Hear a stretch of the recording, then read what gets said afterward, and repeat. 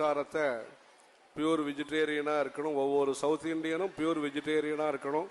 அந்த சங்கல்பத்தோடு எல்லாரும் உள்ளூரில் இருந்தாலும் சரி, வெளியூரில் இருந்தாலும் சரி, எல்லாரும் இருக்கணும். அதே மாதிரி தர்ம விஷயத்தை சங்கோஜப்படாமல் குங்குமம் இட்டுக்கிறதும் சரி, விபூதி இட்டுக்கிறதாலும் சரி, சந்தனம் இட்டுக்கிறதோ, திருமண் இட்டுக்கிறதோ, புருஷாலும் சரி, ஸ்திரீகளும் சரி, நம்முடைய ரீதி ரிவாஜ் என்ன இருக்கோ அதை நடை, உடை, பாவனை, அதை பாவனையாக பண்ணக்கூடாது. உணர்வு ரீதியாக அதை நல்ல விதமாக பண்ணணும். அது முதல்ல முக்கியம். நாம இருக்கணும். நம்ம கம்ப்யூட்டரை கற்றுக்கலாம், ஸ்பானிஷ் கற்றுக்கலாம், ஜெர்மன் கற்றுக்கலாம், எல்லாம் கற்றுக்கலாம். தமிழ் தெரியாது, சமஸ்கிருதம் தெரியாதுன்னு இருக்கக்கூடாது. இன்றைக்கு லோகத்துக்கு தேவைக்காக எந்த பாஷையை வேணால் கற்றுங்கோ. ஆனால் தமிழ் படிக்க வராது, தமிழ் பேச வராது, சமஸ்கிருதம்னா என்னென்ன தெரியாதுன்னு இருக்கக்கூடாது. ஆகவே தாய்மொழியை கற்றுக்கணும்.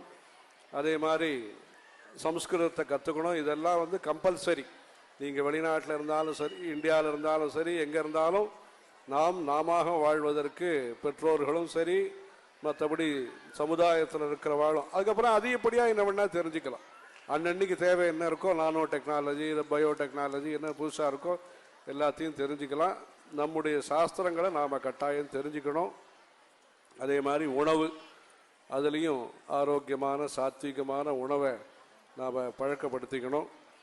அதே மாதிரி உணர்வு, அப்பா அம்மா, தாத்தா பாட்டி, உறவுக்காரா, கிராமங்கள், குலதெய்வம், அந்த மாதிரியான விஷயங்களையும் மறக்காமல் எல்லாரும் அவருடைய கிராமத்தை, நீங்கள் போய் டெல்லி, பம்பாய் பார்க்குறதோ, வாஷிங்டன், நியூஜெர்சி பார்க்குறதோ அதெல்லாம் ஒரு பக்கம். உங்களுடைய சொந்த கிராமத்தை, தஞ்சாவூரோ, நார்த் ஆர்காடோ, திருநெல்வேலியோ, எங்கேருந்து வந்திருக்கீங்களோ, கேரளாவோ, பாலக்காடோ, எந்த ஊர்லேருந்து வந்திருக்கீங்களோ அந்த ஊருக்கு அவசியம் ஒரு தடவை போய் அங்கே இருக்கிற ஜனங்களுக்கும் ஏதாவது நீங்கள் எல்லாரும் சேவை பண்ணி குலதெய்வத்தை எல்லாத்தையும் பார்த்துண்டு, அந்த மாதிரி ஜனனி ஜென்மபூமிஷ்ட ஸ்வர்காதபி கரியசி, தாயும் தாய் பூமியும்.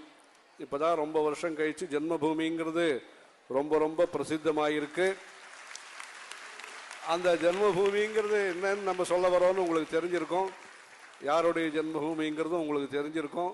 உங்களுடைய ஜென்மபூமியும் நீங்கள் மறக்காமல் அந்த இடத்த, மூதாதையர்களுடைய இடத்த நீங்கள் எல்லாரும் போய் பார்த்து அந்த மாதிரி நம்முடைய தேசபக்தியோடையும் தெய்வ பக்தியோடையும் இந்த மாதிரி நல்ல காரியக்கிரமங்களை நீங்கள் தொடர்ந்து செய்யறதுக்கு உற்சாகத்தோட சங்கல்பம் எடுத்துக்கணும். பிளட்ஜுன்னு ஒரு ஸ்கூல்லலாம் சொல்கிறாங்க.